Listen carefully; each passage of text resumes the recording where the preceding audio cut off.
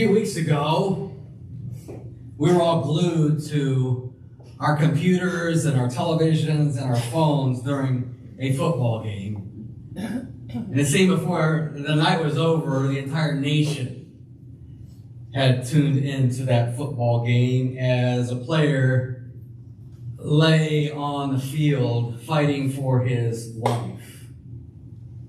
Medics were able to save Damar Hamlin, and we've rejoiced and celebrated that in the past few weeks. That night in Cincinnati was notable for a number of reasons, one of which was the role of social media. You know, within minutes of play being stopped, the question then became, is this game going to resume, or is it going to resume at another time? What's going to happen with the game? There's one stunning moment that stands out. As people are peering into what's going on, as we watch on our televisions, we begin to see a mass exodus. We begin to see a mass exodus from the stadium. And on the scoreboard, it said, this game has been suspended. Stay tuned. We'll provide further notification. But it was still in a state of suspension, yet all the people are leaving. What we realized was the game had been suspended, had been canceled for that evening. It hadn't been announced yet. People are leaving before they can even change the message on the screen. And before the stadium announcer can say anything, the seats are being emptied. You see, people had phones with them in their seats. And social media is telling them that the NFL has decided to suspend the game for the evening. News travels fast. News travels fast. It traveled fast that night, faster than the announcer or the announcement could be made. Sometimes it travels faster than people want it to. Companies spend billions of dollars making sure news is not announced ahead of time because of competition. But the speed of news can be a matter of life and death. Great news is meant to be shared. And that's the subject matter this morning. Good news to be shared. Now, we're in a very familiar story. Those of us that have grown up in church, if you've been around church very long, you know the story of Jesus' resurrection. Margaret just read it. Easter Sunday. In fact, we're going to be back in this passage on Easter Sunday, so we're not covering everything today. We're just looking at one little piece of this in the story of Jesus' resurrection. We began 2023 talking about making conversation. Bringing more of Jesus into more of our life, where we live, where we learn, where we work, where we play. Bringing more of Jesus into more of our lives with more conversation. More conversation. So we're talking about conversation again this morning. Conversation about the big things in life.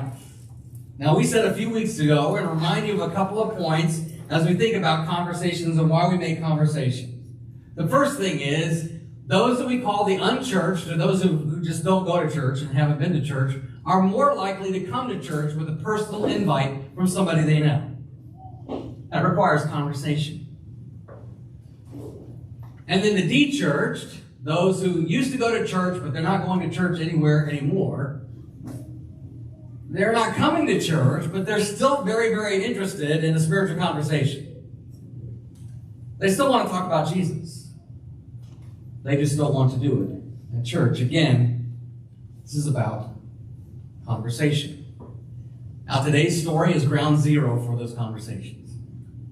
Now, then again, we don't have to talk about the resurrection every time we're having one of these spiritual conversations. You have 40,000 people in this community. You can have 40,000 different conversations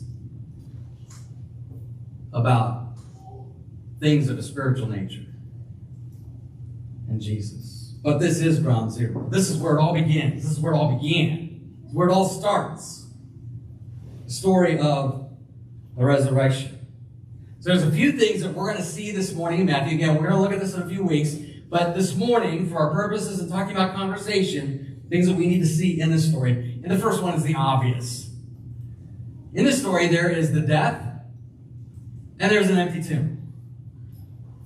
There's a death.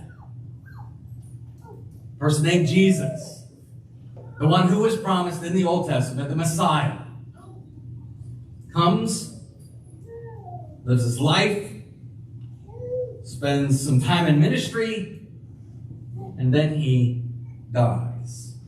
And he's put in a tomb. Now, it's very, very easy for us to run to all of the good stuff in this story. This is a great chapter in our Bibles. In the biographies of Jesus, the biography we're reading is from Matthew. But here's what Matthew tells us at the very beginning. As the first day of the week was dawning, Mary Magdalene and the other Mary went to view the tomb. So just as the day's dawning, still dark, they're headed to a tomb. The Messiah who came to save his people from their sins has died for their sins. And it's still dark. It's dark as they make their way to that tomb. In fact, it's been dark, as far as they're concerned, for quite a while. You know, this story of the part of Jesus' life and his biography starts the night he was betrayed. We talk about that quite a bit here at the table. That all happens at night. Jesus is arrested at night. He's put on trial as a kangaroo court, but he's put on trial at night. Last week we talked about his conversation with Pilate. That happens at night. When Jesus is crucified, it's during the day, but the whole sky goes dark. It's dark. And then he's in this tomb. And it's the break of dawn. And things are dark. But then it's not dark. And what's funny about this story is it's almost as if the darkness goes away immediately. Immediately. Heaven itself is breaking into the story. Heaven itself announces this. There's an angel that shows up and says, he's not here. Jesus is not here, for he has risen. Just as he said, come and see the place where he lay. There's no body. There's just an angel and an empty tomb. And things are very, very bright all of a sudden. Now, we read from the book of Daniel, Oscar read, the Son of Man figure whose hair is like it's on fire, it's like lightning when this happens here at the tomb. Super bright, the night is gone, there is no body, there is no more death in the story. Death has been pushed out, been pushed aside. Something different is going on. And the tomb is empty. And he says, he is risen. You know, there's the fact of the resurrection. What's fascinating about the biographies that we have, nobody really describes Jesus walking out of the tomb. What we do have a description of are angels that show up and they're rolling the tomb away, the stone away. There's an earthquake in this story as well, a violent shaking earthquake. So there are some stunning things that are happening. There's a bunch of fear going on in this story. But there is no body. There is this fact that Jesus is risen. They can see this, the witnesses that are there. But then there's this announcement. It's not just the fact of the resurrection, but there's an announcement that goes along with it. And this announcement is a big deal. Here's what the angel says again. He's not here. He has risen. He has risen. That's a stupendous announcement. Some of the most amazing words that have ever been uttered. In fact, for early Christians, it became part of their greeting. He's not here. He's risen. He's risen indeed. Hallelujah. That's historic. He's risen. So he's risen. There's grace. There is love coming out of this grave in a person. And if they missed it the first time, the angel actually says it again. And this time he says, listen, I have told you. He says, he's not here, he is risen. Listen, I have told you. Pay attention. The word in some of the old English translations is behold. And when you hear that word behold, pay attention. Listen up. Somebody grabbing you by the collar. If you're not listening now, listen now. I have told you. Told you what? He is risen. It's a huge event. It's not enough just to see. You have to hear the announcement that he is risen. So we have the death, we have the empty tomb, we have the announcement, and an event and an announcement as big as this has to have witnesses. The witnesses. Even courts of law, what's fascinating about this, even courts of law in that day, you had to have witnesses in order to establish a fact. We have that in our own court system. They had that in their court system. If you were trying to make a point, if you were trying to provide evidence, you had to have witnesses corroborate what's going on. And their courts just like our courts. What's different about this is that these witnesses aren't exactly the witnesses that you would have show up in a court in that day. These witnesses are women. And women in those days, they could not be a witness in a legal trial. Their witness was considered not credible. Their testimony was considered less than. So you have an empty tomb. You have an announcement. And who gets to hear it first? Who gets to see it first? Those you wouldn't expect. Those you wouldn't expect. Jesus himself, in the very event, the greatest event to ever occur in human history, and the very first witnesses are those you would not expect. Those whom society had thrown aside. In fact, one of these ladies, not simply a lady, but she's notorious. Mary Magdalene, she'd been healed by Jesus of demon possession. She has a sordid past. And she's now a witness. Witness. They're not simply a witness, though, to the empty tomb. She's not just an angel who shows up and makes the announcement, as if to reinforce what they have just seen. On their way away from the tomb, Margaret read, here's what happens. Departing quickly from the tomb with fear and great joy, they ran to tell his disciples the news. Just then, Jesus met them. Jesus met them and said, greetings. Now, I chuckle. I couldn't get over this as much as I saw this week, the greetings. You know, one of your best friends dies, is crucified. You show up at the tomb. He's not there. There's a grand announcement with an earthquake and an angel and an announcement. And then you see this best friend on your way away, and his first thing is greetings. It's almost like, what's up? Greetings. Like, that's the first thing he says. Greetings. What's going on?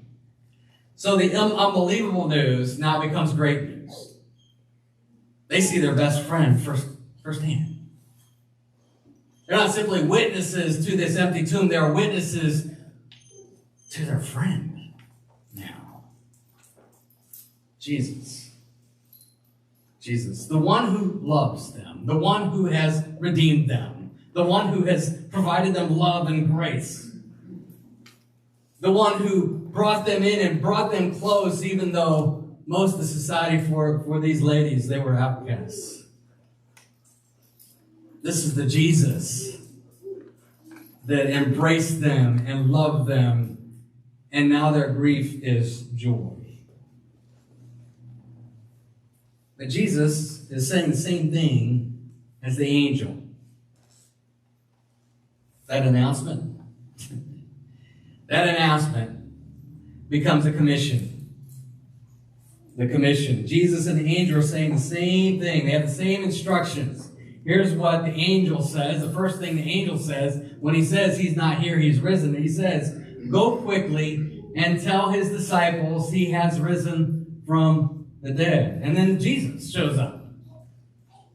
And in their shock of seeing their best friend, this is what Jesus says. Jesus tells them, "Don't be afraid. Go and tell my brothers to leave for Galilee, and they will see me there." So both Jesus and the angel are telling the women this: go and tell. Go and tell. If you I did this week. If you type in "go and tell" into Google, you'll start scrolling and scrolling and scrolling. And you know what the number one subject is of "go and tell" in Google? It's this. It's Jesus. All sorts of Christian websites and Christian pages and all sorts of stuff. Go and tell. That's not a phrase that we use, apparently, in our culture and in our society, which is kind of interesting, right? Because we're bombarded with billions of dollars of advertising, and marketing and advertising is a billion-dollar industry, and so there are people that are going and telling all the time, right? But that phrase seems to be unique to this story. Go and tell. This good news, this announcement, isn't to be kept to themselves. It's to be shared. It's not just for them. Jesus has disciples. They're someplace else. Go share with them. And a few weeks later, this is reinforced. The last conversation that Jesus is having with his best friends, in Matthew even. Jesus says this: "Go and make disciples of all nations, baptizing and teaching them." Now, he says a bunch of other things here, but you need to focus on the go and make disciples bit. So, this good news, this big event, this stupendous event, this unbelievable event of an empty tomb, of a risen Jesus, go and tell. Go and make disciples. Now, we can approach this story and we can go through the facts of Jesus showing up in a bodily resurrection. This really happened as just a bunch of facts. It can all be very, very academic. In fact, it kind of sounds academic. You have this angel, you've got this tomb, you've got this earthquake, you got a risen Jesus, and Jesus is meeting these ladies. But think about what is happening with these ladies and Jesus, and with his best friends and Jesus in this moment. This isn't simply an academic exercise to go and tell and go make disciples. We can treat it that way. But Jesus has a relationship with these ladies. In fact, he's got a relationship with his best friends that he's talking about going and making disciples. It's personal. He's her best friend. They have spent 3 years together, most of them. They know each other backwards and forwards. He knows the worst of them. And some of them, the night of his arrest and his death, didn't treat him very nicely. And then here he is. They're racing away from this empty tomb. He shows up and he is saying, "Here I am. It's okay. Go and tell." And then with his best friends, a couple weeks later, same thing. It's all okay. This is love. This is grace that he is providing in the moment. And this love and this grace that he provides them, even though he knows the worst about them, even though they have treated him wrongly, he still provides grace. And he's saying, now go and tell. So when they talk about Jesus being risen, and by the way, you start reading another piece of history here, this book of Acts that we have in our New Testament, you find out that these ladies and these friends, they turned the world upside down. And you know what's on their lips? You know what they're talking about the whole time? Again and again and again, Dr. Luke records for us in Acts. They're talking about the resurrection. They're talking about their best friend. The one who, we talked to a couple of weeks ago, the one who knows everything about me, who tells us everything we ever did, and still loves us anyway. They turned the world upside down with that good news. That was good news for them, and it is good news for us. Love, grace, and compassion.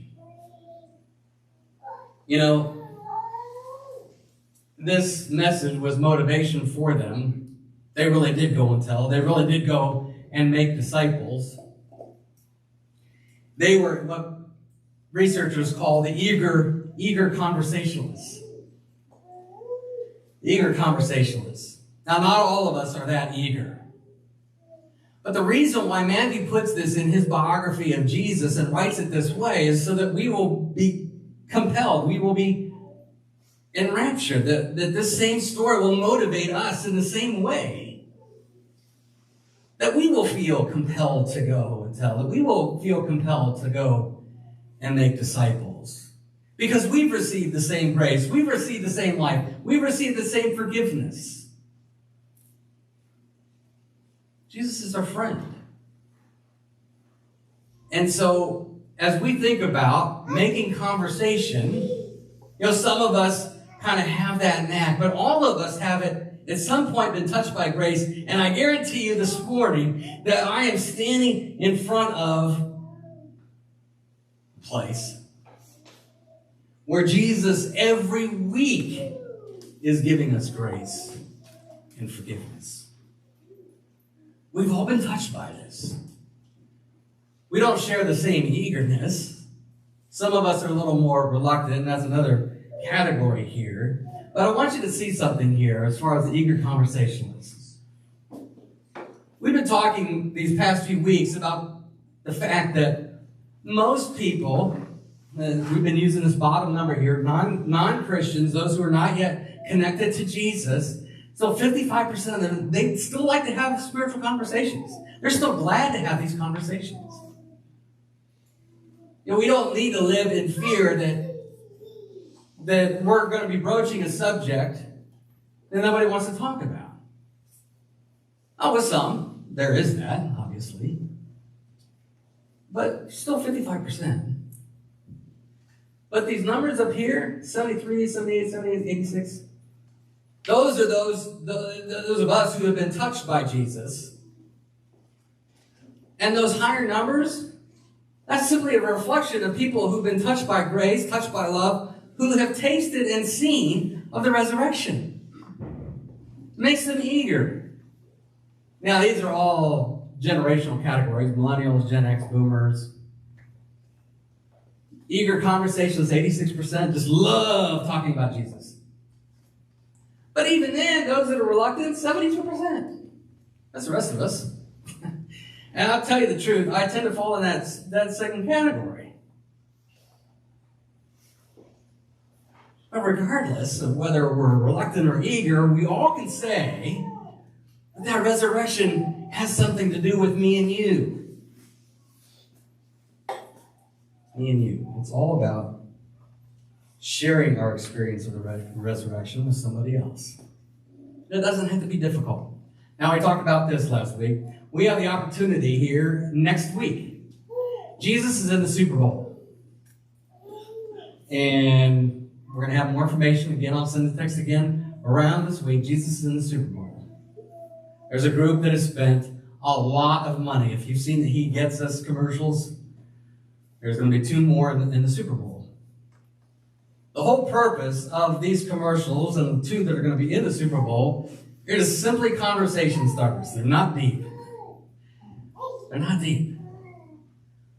It's talking about who Jesus is for us and how He gets us. And so 3 things to keep in mind. By the way, this is the text, and again, I'll send this out a little later. We have the opportunity to do this, and you may be wondering, so how do we do this? This is all about having a conversation over a commercial. When was the last time you had a conversation over a commercial? Sometime this week, right? We do it all the time. Right? And it's usually, hey, did you see that truck that I really want? You see that Toyota that Troy has in his lot? I saw a commercial for that truck. Yeah. We're always talking about the advertising, right? Go places. That's the Toyota thing. Let's go places. So we're always talking about commercials. This is simply an opportunity for all of us to talk about Jesus. Simply as a conversation starter. So be discerning, obviously. Be discerning of who you're with, who you're around, and be listening for that opportunity. Be curious. I'd say of all these things, be discerning, be curious, and stay connected. Be curious is probably the most important thing. In fact, if you think about it, again, I said last week, it doesn't take a theologian, doesn't take a pastor to have these conversations. Just curiosity. What do you think? What do you think of the commercial? Well, that'll open up some conversation. Where are you at in all this? And ask questions about the life. Curiosity drives a lot of great conversation about Jesus. Because curiosity makes the other person more important than me and what's going on. If I'm curious, I'm not talking about myself. If I'm curious, I want to know what's going on with Jacob. What is going on with Jacob? No, curiosity will carry that conversation. Go and tell. We go and tell the good news of what we've seen and what we experienced. It isn't just for us, but it's for the next guy. It's for others. And those people are all around us. This is us bringing more Jesus into more of life in more conversations. Where we live, where we learn, where we work, and where we play. And it all begins with that empty tomb and a risen Jesus on resurrection morning. Let's pray.